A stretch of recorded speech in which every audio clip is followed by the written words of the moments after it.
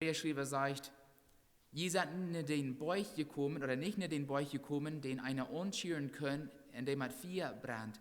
Auch nicht in dort Dunkle, in dort Schwarz Distere, in dort Gewitter.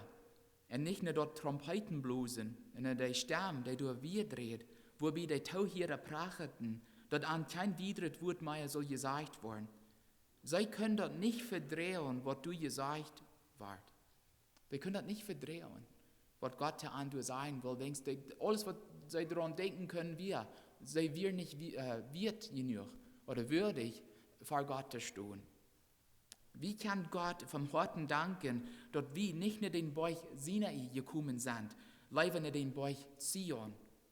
Oder so Vers 22 sagt, in der Versammlung in Gemeinde von Erstgeborenen, die am Himmel eingeschrieben sind.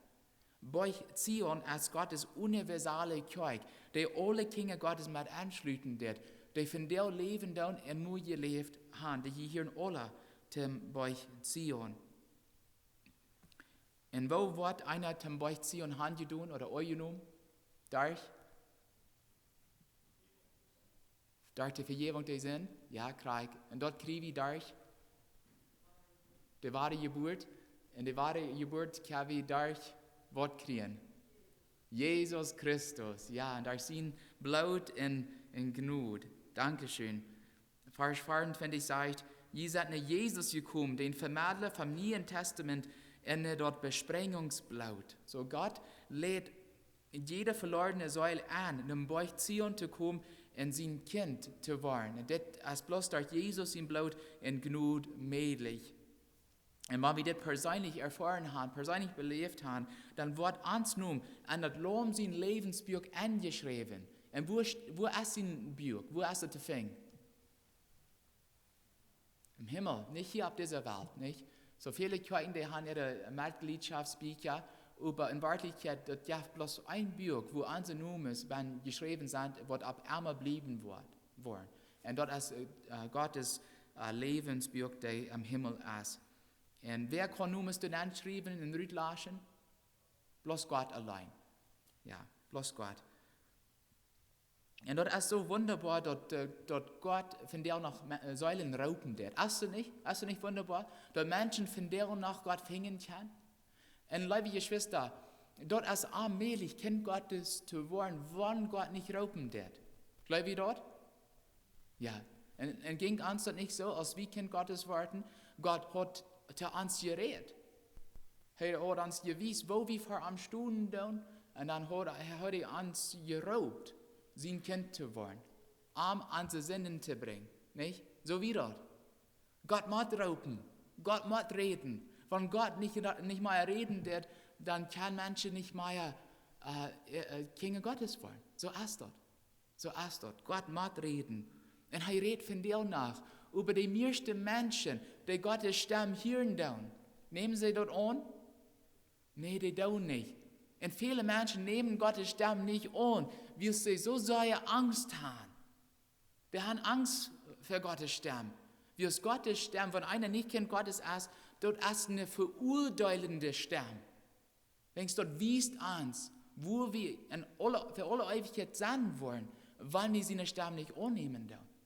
Aber dort ist auch ein Stimme voll Liebe und Gnade. Wenn wir seine Stimme annehmen dürfen, dann können wir Kinder Gottes werden. So wie Martin bloß Gottes Stimme annehmen. Von der ersten Mal ist, wo wir Gottes Stimme betrachten. Und uns Hauptziel wird sein, zu sein, woran die meisten Menschen Angst für Gottes Stimme von der haben. Die Israeliten, die haben bloß grühlich Angst für Gottes Stimme. Und nicht bloß die Israeliten, aber die meisten Menschen von der. Und wir werden sein, woran das dort ist. Wenn wir mit Hebräer 12, 25 anfangen. Hebräer 12, 25. Das muss weiter auf Plotitsch lesen. Das sagt, seid du nur fair, dass die nicht aufwiesen, die du redest. Wir waren ja nicht weggekommen sind, als sie den aufweisen, der hier ab die ihr dreht, wofür weniger, wo wir dann du mit wegkommen, wann wir den aufwiesen, der vom Himmel zu uns redet. So, der Hebräer-Schreiber redet von Jane. Wer sind Jane? Die Israelites, die Israeliten, ja, danke schön. Der Hebräerschreiber vergleicht die Israeliten beim Berg Sinai waren mit Menschen, die von der leben. Und Gott erschien dem Volk Israel beim Berg Sinai, über die Israeliten, die weisen seine Stamm auf. Wo weit wie das? Wie sein das an Gott seine eigene Wert, die wir in 4. Mose finden. So wer mitlesen will, wo ich 4. Mose, Verse 22 und 24, in Kapitel 14 lesen. So 4. Mose 14, 4. Mose 14, Verse 22 bis 24. 4. Mose 14, 22 bis 24. Du so sagt Gott, all diese Männer, die meine Herrlichkeit und meine Tiekens gesehen haben, die ich in Ägypten und in der Wildnis getan habe, und die mich nu all 10-mal aufgeprüft und meine Stimme nicht gehört haben, von die soll keiner dort lohnt sein, was ich ihre Väter versprochen hatte geben, und keiner von die mich veracht haben, soll dort sein. Bloß meinen deine Kaleb, weil ich an dort lohnt bringen, was er ihnen gesagt hat, wie es ein anderer jest ist, und er mir 3 neue Feit ist, und seine Nukommen sollen dort annehmen. So bloß Kaleb. Wir Kaleb ganz allein, oder wird noch einer? Wer wird dort? Josua. Ich sah dort. Das ist auch reich. Ja, Josua und Kaleb können an dort lohnt nennen, wie es diese Bett mit Gottes Stimme harchten. Und die deuten kriegt dort, was Gott von an will. So diese Bett können an dort lohnt nennen. Aber die anderen, was 20 in der Rewe geteilt werden, wo müssen die bleiben? Die müssen an der Wüste bleiben. Und durch verwesen, sagt Gottes Wort. Die können die nicht nennen. In Hebräer 12, 25b sagt dann, dass wir am Anfang losen, wenn Jane, du mit nicht weichgekommen sind, als sie den aufweisen, der hier ab der Erde redet, wofür wenige, wo wir dann du mit weichkommen, wenn wir den aufweisen, der vom Himmel zu uns redet. So, wer redet vom Himmel, von der? Gott. Wir würden sagen, Jesus, nicht? Wo weit wir, dass Jesus ist? Well, wir haben Jesus in der eigene Wert. Jesus sagt zu seinen Jüngern, und Johannes saß hier. Johannes saß hier. Evangelium von Johannes, Kapitel 16, Verse 7 und 8. Hier erklärt Jesus, wo er von der und Tag nach reden wird. Aber ich sage euch die Wahrheit, für jünt ist dort gut, dass ich weich gehe. Wies wenn ich nicht weich gehe, dann kommt die Treiste nicht nur jünt. So wenn ich übergehe, dann war ich jünt den Schatten. Und wenn er kommen wird, dann wird er die Welt die Juden aufmerken, über was Sinn ist, und über was Gerechtigkeit ist, und über was gerecht ist. Und dann sagt Jesus an die Verse 13 und 14, aber wenn der Jesus die Wahrheit ist, kommen wird, der wird jünt die volle Wahrheit lernen. Und nie hör mal, er wird nicht von sich selbst reden. Er wird bloß dort reden, was er gehört hat, und was jünt sein, was noch kommen soll. Er wird mich verherrlichen, sagt Jesus. Er wird Familien nehmen und jünt dort sein und deutlich merken. So Jesus redet von dir nach. Jesus sagt es in den Jüngern, dort ist gut, dass ich weich gehe. Wenn ich weich gehe, dann wo ich zu allen Menschen reden kann. Und nicht bloß zu einzelnen Menschen. Ich will zu allen Menschen reden kann. Und das will ich durch mein Geist tun. Und das wird uns lehren und Ungerecht geben, über wo wir Gottes Wort reich verstehen kann und an Gottes Gnade bleiben kann. Durch den Heiligen Geist redet Jesus vom Himmel. Und die Schrift, die warnt uns in Hebräer Kapitel 12, unseren Anleitungstext, dort wir von unserer Struf nicht weichkommen wollen, wenn wir Gottes Stimme von der aufwiesen. Kriegst du die Israeliten damals, können nicht davon weichkommen, wir wollen sicherlich nicht von dir weichkommen, von Gottes Stimme weichkommen und von der Struf weichkommen, die wir verdient haben, wenn wir Jesus in Stimme aufwiesen. Der Stamm Jesus, der lädt uns an, seinem Bauch unterschlüten, Kinder Gottes zu werden, aber der warnt uns auch vor unserem Schicksal, wann wir den aufwiesen. Als Kinder Gottes können wir uns einmal feststellen, wo herrlich dort wird sein, wenn wir Gottes Stamm persönlich ein Tag hören wollen. Mein Wunsch und Gebet ist, dass Gott ein Tag uns alle sein wird, die haben Gott getan. Die sind treu deine Gewaß. Dort sie hier in einem Tag, dort wird herrlich zu sein. Und wir weiten, Gott redet immer, von der noch immer, da sind die erste eins. Aber das bedeutet, dass wir dann vor am Stall wollen sollen, nicht? Und zu Gott beten sollen, und Gott freuen sollen, dass er zu uns reden soll. Und dann manchmal redet er zu uns, aber redet er für ein Leute zu uns oder ganz Stall? Stall, nicht? Er will haben, dass wir vor am Stall wollen und seine Harchen tun. Und dann redet er für einen ganz Stall und leise zu uns und er wies uns, was wir tun sollen. Und das ist herrlich, über einen Tag Gott persönlich zu sein und dann seine Stimme zu hören. Wo herrlich wird das nicht sein? Dort wird herrlich sein, wenn wir weiten tun, dass wir Frieden mit Gott haben. Aber für all die Säulen, was von der noch nicht Frieden mit Gott haben, diese Gedanke, ein Tag mal Gott zu sein und seine Stimme zu hören. Wer an ist das nicht was Herrliches. Der haben Angst dafür. Wegen der Weiten da, dass die noch nicht rein sind. Das ist eine verurteilende Stimme. Und liebe Geschwister, von der ist noch genug, von der ist noch Zeit, dass wir Gottes Stimme annehmen, so dass ein Tag, wenn wir am persönlich begegnen, dass wir auch Frieden haben und froh können sein und nicht Angst haben. Das wird herrlich sein. Aber für rebellische Sünder, die Gottes Stimme einmal weiter aufwiesen, für die wird es nicht herrlich sein. Dort wird schrecklich sein, sagt Gottes Wort. Schrecklich. Und das Bild von wo schrecklich dort wird sein, sei wie in unserem Text. Beim Beucht Sinai leidt Gottes Stimme dann die Erde schadern. Physisch, du wie eine Erdbeben. Das ganze Beuch, wo eine sein kann, hat geschattert. Und dort wie ein Earthquake, ein Erdbeben. Das ist ein Bild von Gottes Kraft und Gottes Stimme. Und wo Gott zu Menschen reden, die noch nicht reich war am Stunden da. Und Gottes Wort sagt, dort wir nicht das letzte Mal, wo Gottes Stimme die Erde schadern deit. Wir lesen in Hebräer 12, Verse 26 und 27. Hebräer 12, Verse 26 und 27.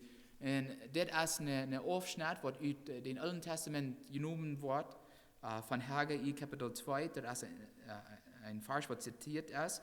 Und die will ich auch lesen. Aber erstens will ich Hebräer 12, Verse 26 und 27 lesen. Seine Stimme, oder Gottes Stimme, leitet dann die Erdschadern. Nu überhaupt er versprechen, noch einmal will ich nicht, mal die Erdschadern über auch den Himmel. Und diese wird noch einmal dienen an, dass das Bewegliche, was gemerkt ist, angeändert worden soll, und mal dort, was nicht zu bewegen geht, bleiben kann. So Gottes Wort wird alles schadern, was arm oder sein Wort aufwiesen wird. Und liebe Geschwister, das ist passiert worden. Wenn wir fingen die Antwort in in Haggai Kapitel 2. Haggai 2, Verse 6 und 7.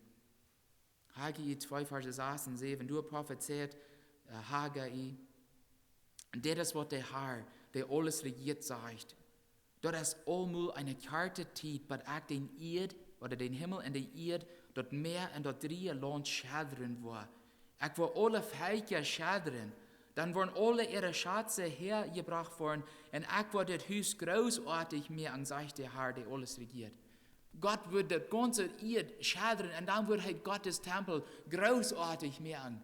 Und das redet nicht von Gold und Silber, das redet von Säulen. Alle Menschen von allen Ecken von dieser Welt, die wollen kommen, in Gottes Tempel in Gott annehmen. Und das wird großartig sein. Herrlich wird das sein.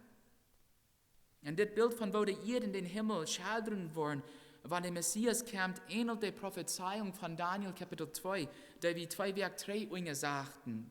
Weit wie noch, wo Nebuchadnezzar, König über Babel, einen Traum gekriegt hat, der am sei beunruhigend deit. Nebuchadnezzar sah was, eine große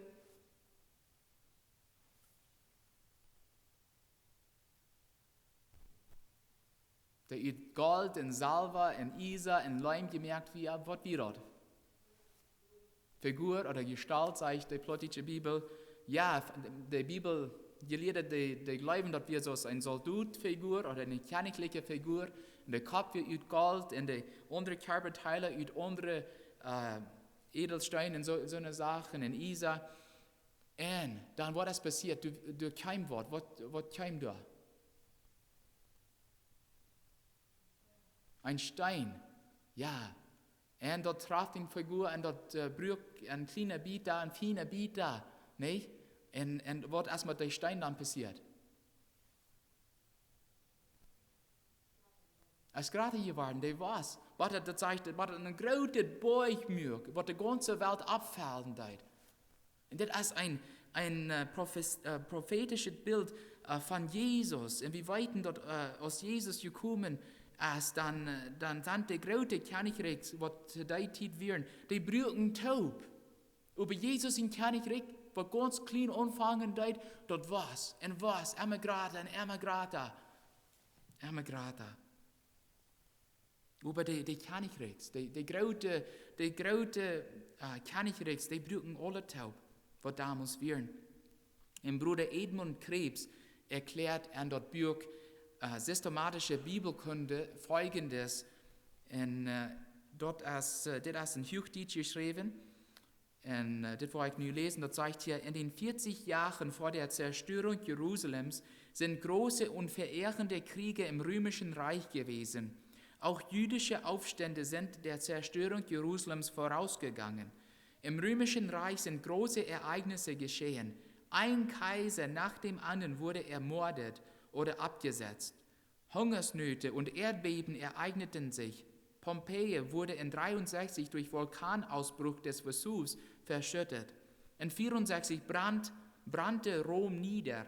Kriege und Geschrei von Kriegen hat der Herr vorausgesagt, ehe das Ende kommen wird. Solches alles muss zuvor geschehen. So, das sind nur ein paar Beispiele von wo Rom, oder was Rom durchgegangen ist, als Jesus in Königreich abstahlen deit. Und nicht bloß die heidnische Völker mussten schadern, sogar das jüdische Land und die Juden selbst. Woran? Weil sie Gottes Stamm auflehnten. Wenn sie nicht wahrlich ihren Gottes Stamm unternehmen. Jesus hat gepredigt, Jesus hat an diese Anleitung auch geriet. Und die meisten Juden zu Jesus, die lehnten am auf, die wollen am nicht annehmen. Und dann in Matthäus 24, vergleicht Jesus die Zerstörung Jerusalems mit Jesus in Zurückkommen am letzten Tag. Ich will einige Verse aus Matthäus 24 für uns lesen, wer mitlesen will. Matthäus 24. Und ich will die ersten 2 Verse lesen. Matthäus 24, Verse 1 und 2. Da zeigt hier in Gottes Wort, Jesus verleiht den Tempel und ging weich. Und seine Jünger, die kämen Arm und mürken Arm aufmerksam auf die Tempelgebiete. Und wo herrlich dort wir, und wo scheint dort die Luten da zum Beispiel. Er übersetzte an, die seien das alle nicht so. Und ich sage ihnen die Wahrheit, hier wird nicht ein Stein ab dem anderen geluten worden, der nicht wird angeschmeten worden.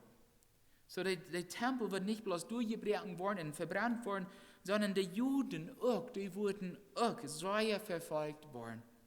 Jesus redet mehr davon in Vers 21, bis dann wird ein Elend sein, so schrecklich, als dort noch niemals an der Welt gewesen ist und noch niemals mehr sein wird. Josephus und auch andere Geschichtsschreiber berichten eben, wo grühlich die Tiden wären und die grühlichen Dinge, die Juden in Jerusalem durch mussten. Ich will ein paar Dinge für uns lesen hier. Am Jerusalem her waren Tausende Juden gekreuzigt. Tausende von Juden gekreuzigt. So dass einer nicht genug Halt für Kreuze eine Stadt finden kann. Viele Juden waren einfach bloß durchgesperrt und abgehauen. Wenn sie nicht genug Halt für eine ganze Kreuz zu machen. Und dann seien sie 97.000 junge Männer in frühes werden an Sklaverei verkauft. Viele werden durch Tierkämpfe umgebracht. Die mir Rahmen Stadt und all die größeren Häuser und Gebiete werden durchgebrochen oder durchgebrannt. Das wird wirklich eine schreckliche Zeit für die Juden. Und die Juden, die weisen Gottes Stamm auf und Jesus sagte an, wenn die mich nicht annehmen, dann wollen das alles durchmachen. Was sehen sie nicht? Sehen sie, lut dort Schuld von was wir nie mit die down, lutet ab an die Kinder kommen? Sehen sie dort nicht? Und das kriegt so die was aus. Die Kinder, was Jesus auflehnten, die müssen dort alle durch. Tausende werden gekreuzigt. Mehr als 100.000 werden verkauft. Die Juden, die weisen Gottes Stamm auf, also mussten sie Gottes rechter Stamm und Gottes rechter Stamm schildern. Und so sei all erwähnt, vergleicht Jesus die Zerstörung Jerusalems mit seinen Zurückkommen. Er sagt in Matthäus 24, Verses 29 bis 31, Matthäus 24, Verse 29 bis 31. Voorts wanneer deel met al dat elend daar zijn, dan wordt de zon verdunkelen en de maan wordt ook niet schijnen. En de sterren die worden vom Himmel fallen en de hemelkrachten worden abgeschattert worden. En dan wordt de mensen zijn, zijn teken Himmel te zijn. Dan worden alle Völker aber ihr jommerieren. En sie worden den Menschen sehen, ab de Himmelsweiken mit Kraft und Herrlichkeit kommen sein. En hij wordt zijn engel schatten, luid met de trompeten te blozen. En die worden zijn uitgewählte uit alle vier windrichtungen sammeln, von ein eng Himmel bei dem anderen. En hier wordt het beeld van ihr in Himmel schilderen, als een handwies gebruikt ab dat Gerichtsdag van Jesus terugkomt. Dan wordt het voor het laatste Mal schilderen. In Offenbarung 20, Verse 11 bis 13 erklären, wo das am letzten Tag sein wird. Wer mal lesen will, Offenbarung 20, Verse 11 bis 13. 11 bis 13. En ik, Johannes, zag einen großen witten Thron, in den de boven zat. Himmel en Erd fluwen von am Weich. Die wir nicht mehr. Die wir nicht mehr zu fingen. En ik zag de Todes, klein en groot, vor Gott in den Thron stehen. Und du worden Bücher aufgemerkt. Dann ward noch ein Buch aufgemerkt. Und dort wird das Lebensbuch. Und die Todes worden du nur gerecht, was an die Bücher von ihrer Wolken geschrieben stand. Und dort mehr, jäuft die Todes rüht, die du bannen werden. Und die Tod in die Hall jäufen die Todes rüht, die du bannen werden. Und jeder einer ward du nur gerecht, was seine Wolken gewasst werden. Jo, durch Gottes Stamm schadren ihr Himmel und sogar ganze Völker. Aber liebe Geschwister, wir schritten dann, weil ich ein Trostwort sein. Obwohl alles schadren macht, wer bleibt stehen? Amen. Der wird fast an Jesus haben. Bei Zion bleibt stehen. Kinder Gottes, blieben stehen. Und das, was wir in Hebräer 12, Verse 27 und 28 losen. Diese wird noch einmal dienen an, dass das Bewegliche, was gemerkt ist, abgeändert worden soll, und mal dort, was nicht zu bewegen wird, bleiben kann. Was wird nicht zu bewegen? Unsere Erlösung. Uns Glauben. Das wird nicht zu bewegen. Dann sage ich da in Vers 28, wirst wie ein unbewegliches Rick kriegen, weil wir dankbar sind. Wenn wir zum Beuch ziehen, die hier dann stu wie Fuß. Wir stehen Fuß. Und wir machen Gottes rechte Stamm nicht fürchten, wie es heute uns durch Jesus Blut gerecht gemerkt hat. Und diese Weichen gibt uns einen innerlichen Frieden, der niemals schadern wird. Der bleibt stehen. Kriegen dort wo viel schreckliche Dinge auf dieser Welt angehen. Gottes Volk bleibt stehen. Wir blieben fast. Wir weiten dort, was wir haben, dieser innerliche Friede mit Gott, kann keiner ans Weich nehmen. Keiner. Und solange wir Frieden mit Gott haben, wird Gott an uns bleiben. Und das Bild fingen wir in Psalm 46. Und ich will ein paar Verse aus Psalm 46 für uns lesen, ehe wir schließen dann. Psalm 46, Verse 2 bis 6. Psalm 46, Verse 2 bis 6. Wir nicht lang drei, wo ich diese Verse für uns lesen werde, aber die will ich von der nachher mal lesen. Gott ist unsere Zuflucht, unsere Kraft. Er ist eine gewünschte Halb in großer Not. Und dann sage ich dort, du wegen, wo wir uns nicht fürchten. Und wann die Welt sich auch wird umdrehen und die Boy am Meer versenken, wann die Wuters auch unschwallen, rügen und schömen, dort die Boy davon schadren, du wegen, wo wir uns nicht fürchten. Und dann sage ich dir, du hast ein Strom, zu dem Gott seine Stadt sich freut. Dort ist der heilige Stadt, wo der Allerheiligste wohnt. Gott ist an der Stadt und du wegen wird der sicher bleiben. Wenn Gott an uns ist, bleiben wir sicher. Wir schadern nicht. Gottes Stamm ist mächtig und stark, liebe Geschwister. Durch seine Stamm hat er meistens alles gemerkt, was gemerkt ist. Er hat geredet und dann wieder durch. Was hat er nicht mit seiner Stamm gemerkt? Gott hat uns so sein Leib, er will eindenken mit seinen Hängern. Und das ist wie. Wir sind von Gott gemerkt. Gott hat uns geformt, kreuz es wie sind. Wir sind wunderbar geformt. Manchmal, wenn wir an den Spiegel kicken, dann glaube ich, du würdest noch andere Menschen, die ein bisschen hübscher sind als wir, nicht? Aber Gott sagt, nee, ich habe die Kreuz dort gemerkt. Du bist wunderbar. Ich habe die gemerkt. Und obwohl er uns mit seinen Hängen gemerkt hat, er lehrt uns mit seinen Stimmen. Mit seinen Heiligen Geist. Dafür Gottes Geist, der uns reden wird, als wir von Gott geraubt werden, seine Kinder zu werden. Und das ist Gottes Geist, der uns von der und Tag nach leben will, sodass wir sein Wort reich verstehen können und auf diesen schmalen Weg bleiben können. Gottes Stamm ist wunderbar für die, die tauchharchen wollen und gehorsam bleiben wollen. Aber für die, die Gottes Stamm immer weiter aufwiesen, ist Gottes Stamm zu fürchten. Das ist eine verurteilende Stamm. Und das ist dann kein Wunder, dass die Israeliten Gottes Stamm nicht verdrehen können. Die haben gebettelt, bitte, bitte Gott, red nicht mehr zu uns. Wir können das nicht verdrehen. Und so wird es ein Tag sein, wenn ein jeder Mensch vor Gott steht. Die Kinder Gottes, die wollen jubeln und Gott loben, dass Gott gekommen ist. Und all die, die nicht reich sind, die wollen sich verstärken wollen. Und dann wird es nicht mehr möglich sein.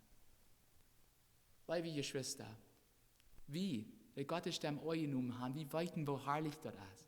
Wie weiten, dass wir Gottes Stamm nicht fürchten müssen.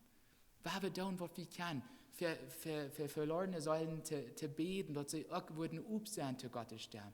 Und wo wir können auch anladen, hier an der Kirche zu sein, Gottes Wort zu hören. Was wir tun, was wir können, so dass die anderen Menschen Gottes Stamm nicht fürchten müssen. Aber dass, wenn sie Gottes Stamm hören, dass sie Gottes Anleitung annehmen und auch Kinder Gottes wollen. Amen.